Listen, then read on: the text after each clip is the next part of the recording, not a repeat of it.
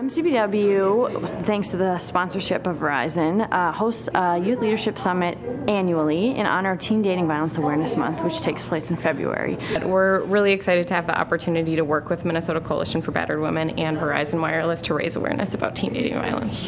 We're really excited about the Real Love Is Challenge. It's a really great opportunity for young people to define what real love is to them. We often tell young people this is what it should look like, this is right, this is wrong, without giving them a chance to really voice what it means to them and how they view their relationship and their experience, and this is a great opportunity for them to do that.